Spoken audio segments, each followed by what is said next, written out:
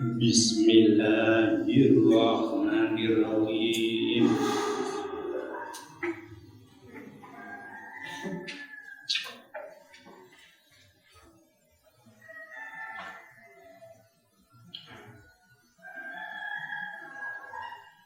Bermada hilu rezeki niku napa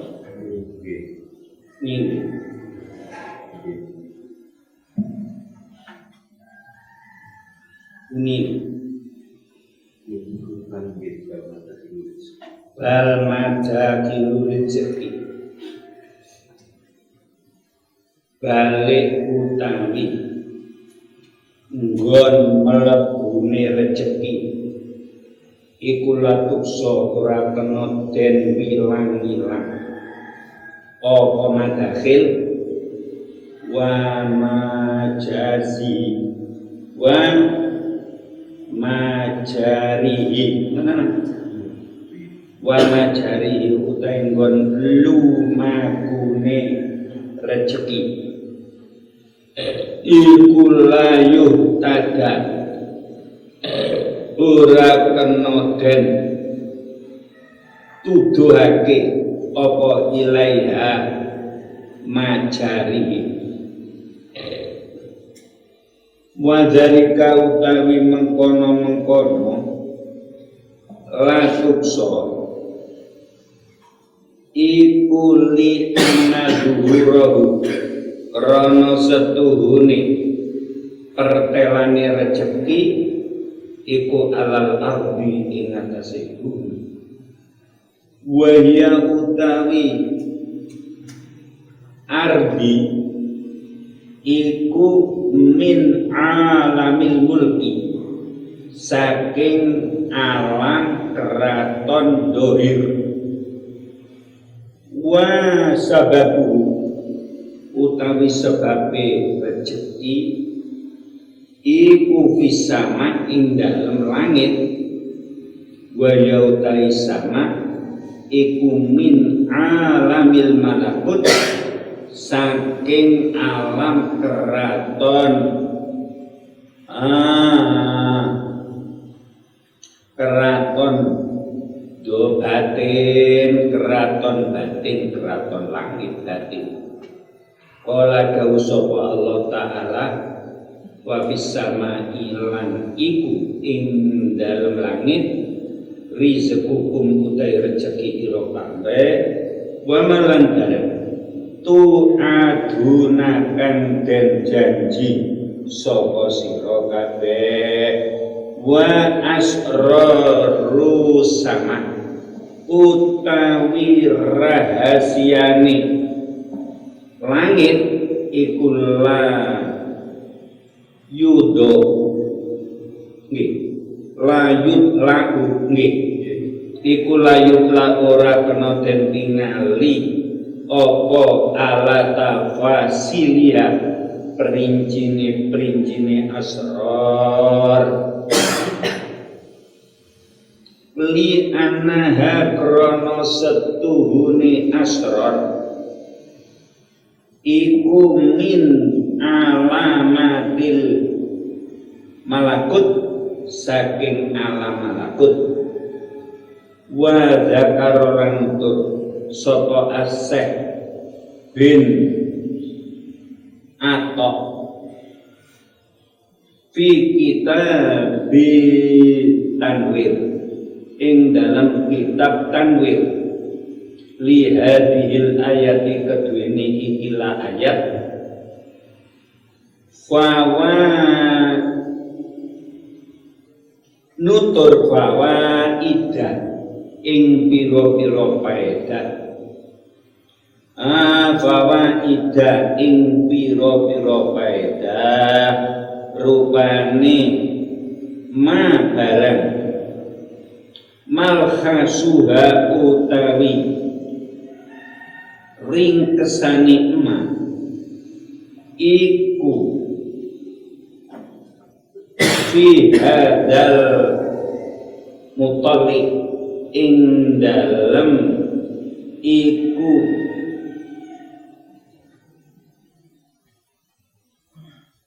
iku bihadal mutallik kelawan iki gon ningali li rezeki maring rezeki minal makhluki saking makhluk fiddo ifi ing dalam kang apes al ajizi yo kang apes fil ardi ing dalam bumi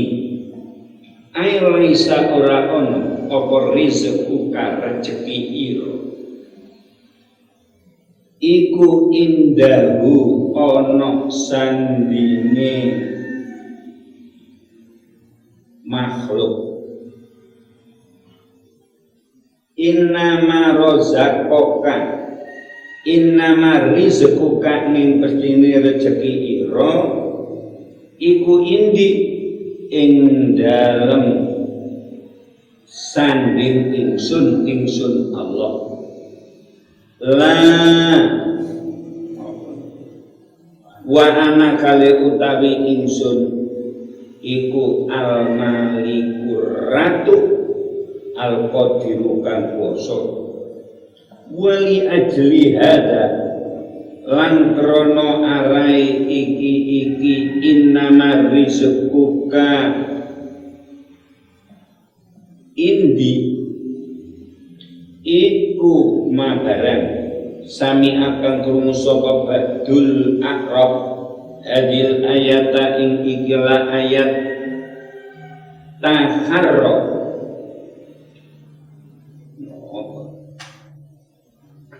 nuna nakharo mongko nyembelih sapa nakharo mongko nyembelih sapa badul akrab nako tahu ing untone badul akrab wa khara jalan metu sapa badul arab faron kali lumayu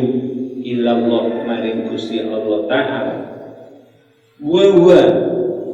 kali utawi akrab iku yakunu ngucap sapa arab subhanallah maha suci Allah subhanallah maha suci Allah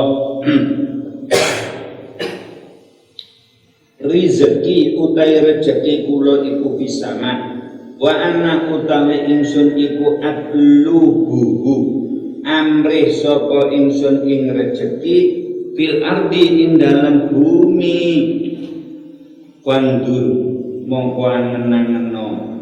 sira kaifa fahima kali kaya apa paham sapa badul arab anilah saking Allah Ta'ala anna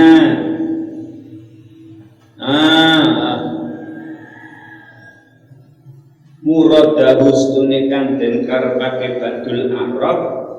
bihadil ayati kelawan ikilah ayat iku ayarfa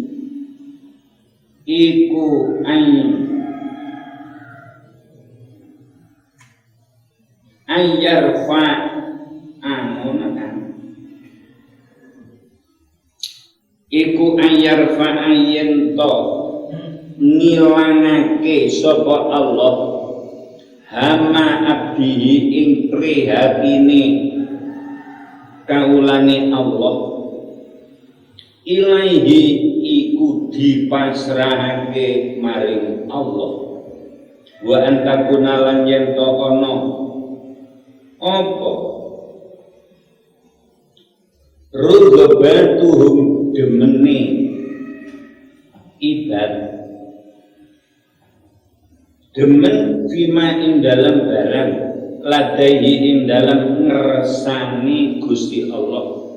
kama qala kaya oleh dawuh fil ayati ing dalam ayat al-ukhra kang weneh fi ayat wa inna min syai'in ora ono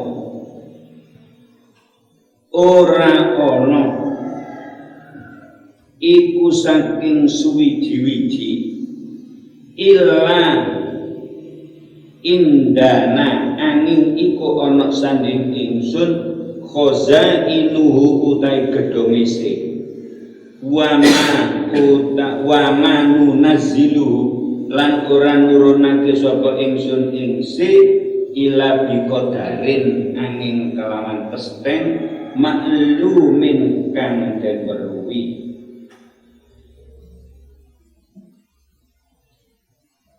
mata Jawa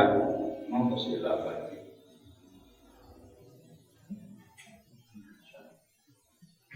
karena kolam yang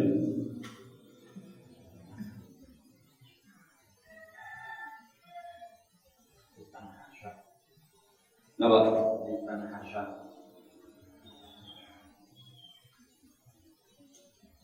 Ila biqadarin maklumin litan hasan ngoten berapun tangi apa al imamu piro-piro sejo ilama maring barang bihi kelawan ila babihi maring rahmati Allah ila babihi maring rahmati Allah watajannaka lan condong apa al-qulubu pira-pira ati ila janabi maring zati Allah fakun mongko ana sira iku samawiyan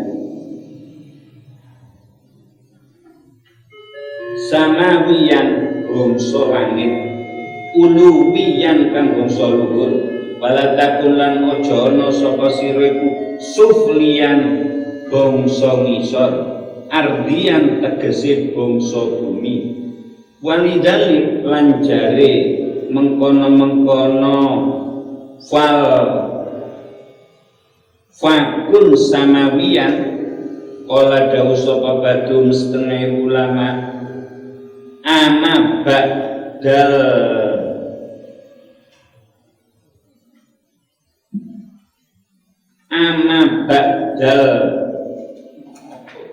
nuhudi ngoten ba'dal nuhudi nggih ana to ing dalem sause nerus ingsun fi ulumil haqaiq ing dalem pira-pira ilmu haqaiq wa bada'im bisati lan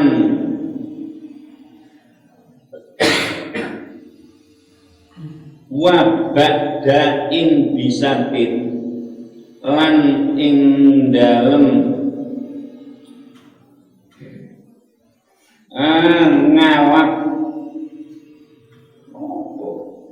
ngalap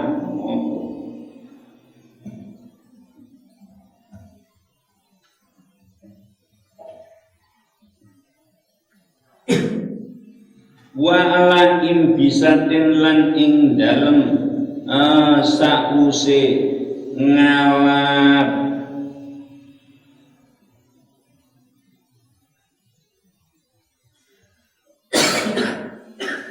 wa bada'in bisatin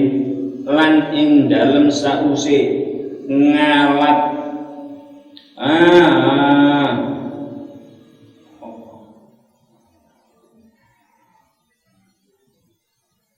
ngalap bunga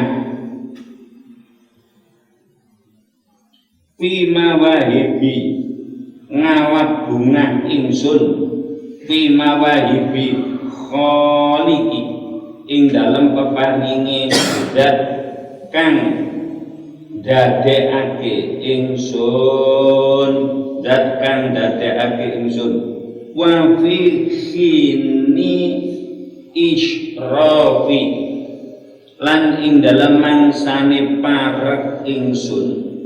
ala malakutihi ing ngatasé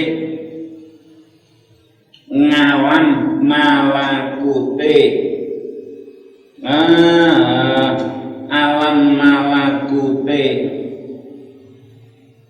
kholiqi aro ningali sapa ingsun basiton ing beber kafan ing epek-epek ila ghairi roziki maring sakliyane zat kang paring rejeki ingsun paring rejeki ingsun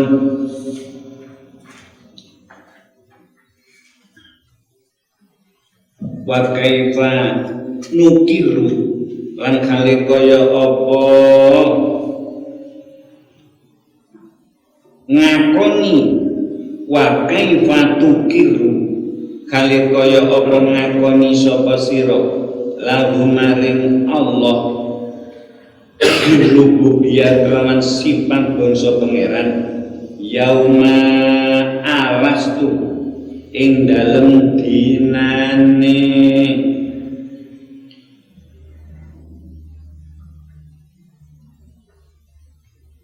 dawuh yauma alastu ing dalem dinane dawuh alastu ana ta ora ana sapa ingsun iku birabikum pangeran ira kabeh wa ta'rifuhu lan weruh sapa sira ing Allah wa tuwahhiduhu lan wejake sapa sira ing Allah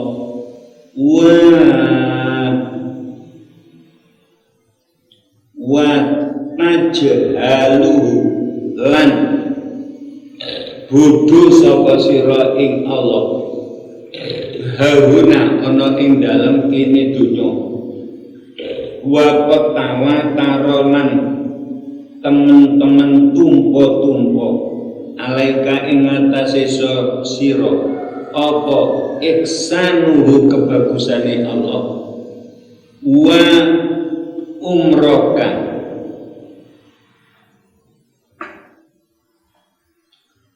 wa amaroka lan meratani ing sira apa fadluhu fadole Allah wa imtinanuhu lan kenugrahane Allah kama kaya dene barang kila kang den ucapake apa ma fil qalbi iku ing dalem ati lakum kedune sira kabeh sumun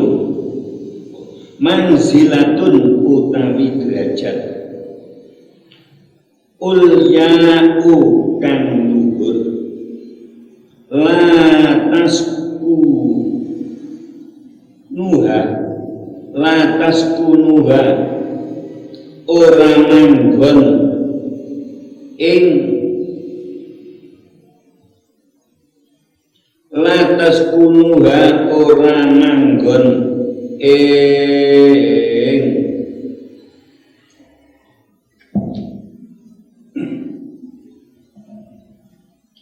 latas kunuha ora manggon ing manzilah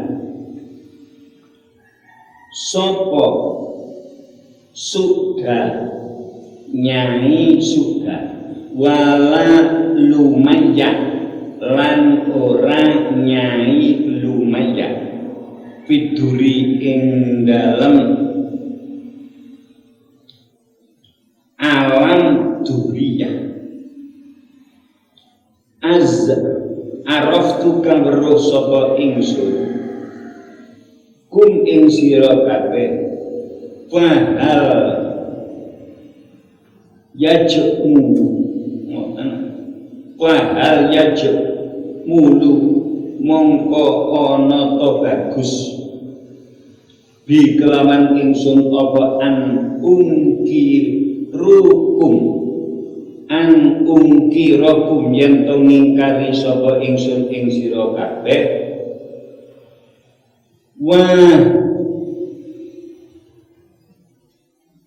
waliyati utawi jenggot ingsun walihiyati utawi jenggot ingsun iku syamtok kang putih. Fahadihi mongko utawi iki fahadihil ayatu mongko utawi iki ayat fis samai rizqukum ilah wa fis samai rizqukum ilah ya hadihi iku alatikan ghosalat kang masuwi apa ghosalat kang masuwi apa hadhil ayat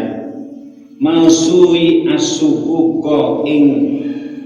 pira-pira mamang mingkulu bil mukminin wa asraqat lan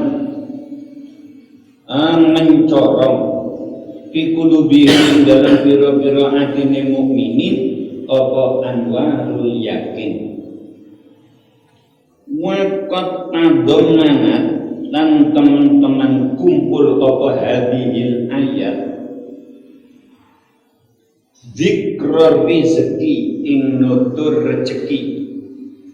zikra rizki ing nutur rezeki wa makalihi lan panggonane rezeki wa tasbihi lan nyerupake lahu maring rezeki di amrin kelawan perkara la khofa akan ora ana samar iku maujud fi ing dalam amrin wa fi halan iku ing dalam hadhil ayat wa fi halan iku ing dalam hadhil ayat fawaidu utai pira-pira faedah al-ula utai kang awal iku lama alima semangsane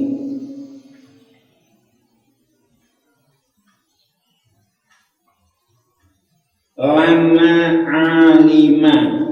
semangsane nglahirake maklum sapa Allah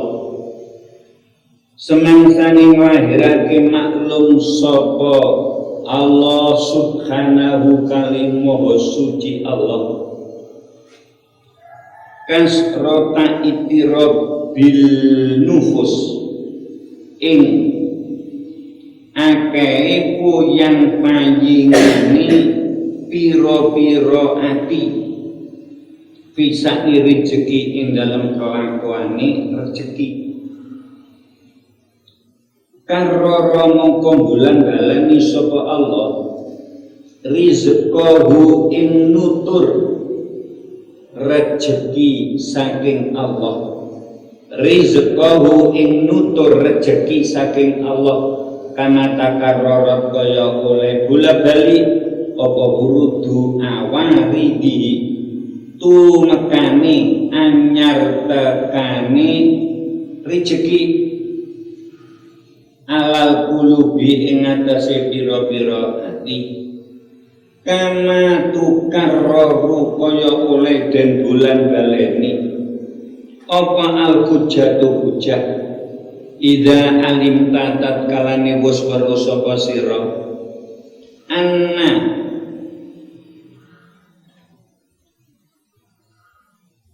sibha ngoten anna sibha ge setuhune rupa iku mutamakinatun kang tetep fi nafsil khosmi ing dalam atine mungsuh ya guna supaya ana apa dalika mengkono syibha iku auqada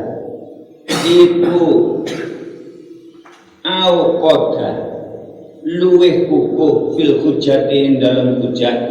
pada karo mengko nutur sapa Allah fi hadhil ayati ing dalem ikilah ayat nutur masalah rezeki ing panggonane rezeki wa bayyana hulan mertelakake sapa Allah ing makal al mutamakkin litas kuna supaya anteng ilahi maring Allah wa al-qulubu biro-biro ati walisalan ora ana apa adomanu nanggung ma'a idhamil makal sartane samare panggonan iku kadomani kaya nanggung se ma'a tambi tasbih ma'a tabyinihi sartane mertelakake doman fahada mongko utawi iki fahada mongko utawi iki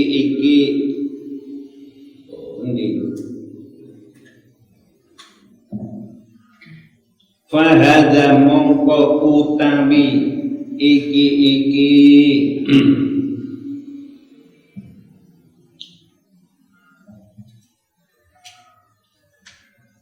fahada mongko utawi iki ngene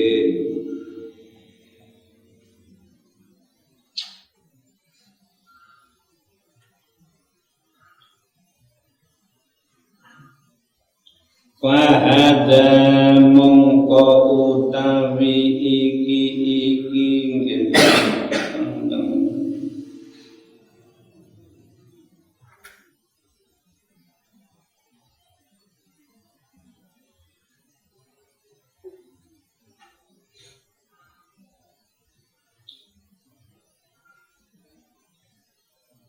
asyibu an-nasikha mustamkinatun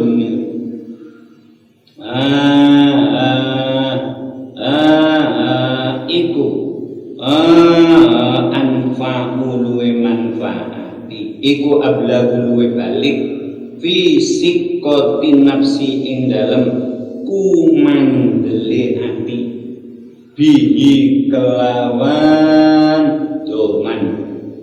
wa akwalan we kuat bidal isyakin dalam nulak mamang fi ing dalam doman saniyatu utai kang kaping pindho iku yahtami lumemper apa annahu setuhune Allah iku arada ngresakake sapa Allah iku arada ngresakake sapa Allah isbata rezekikum ing netepake rezeki ira kabeh ai isbatahu tegese netepake rezeki minal lauhil mahfuz fa fihi mongko iku ing dalem fa fihi mongko iku ing dalem isbat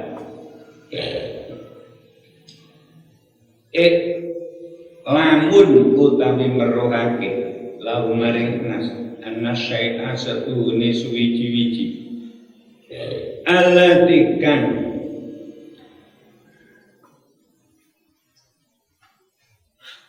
minhu iku setengah saking aladi rizqukum utai rezeki ira kabeh iku isbat iku asbat nopo iku asbat tanahu iku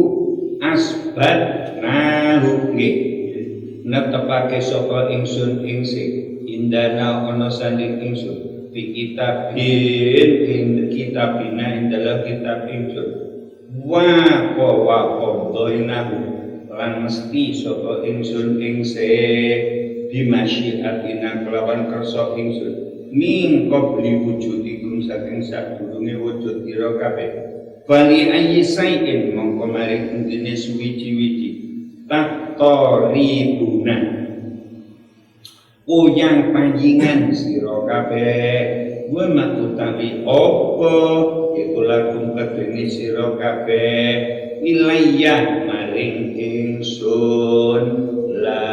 taskununa ora anteng sapa sira kabeh wa biwadi lan kelawan janji ingsun la tasipuna ora kumandel sapa sira kabeh kaya tamilulan member wa ana ustune Allah iku arodan ngersakake sapa Allah rezeki kelan rezeki ngersakake al-ma'na ing banyu waqala Ibnu Abbas wa utawi rezeki iku al-mataru udan kaya gunung mengkono li ana apa rezeki iku asai suwiji-wiji aladikan minhu iku saking aladi aslu rezekiku utawi asli rezeki ira kabeh wali anal ma'alan kronos dune banyu fi asli dalam asalima iku rizqun rezeki iku rizqun rezeki as-salis al-fatihah a'udzu billahi minasyaitonir bismillahirrahmanirrahim ar-rahmanir rahim iyyaka na'budu wa iyyaka nasta'in ihdinas siratal mustaqim siratal ladzina ghairil maghdubi 'alaihim waladdallin rabbi ighfirli wa liwalidayya wa lil mu'minina amin ya rabbal alamin.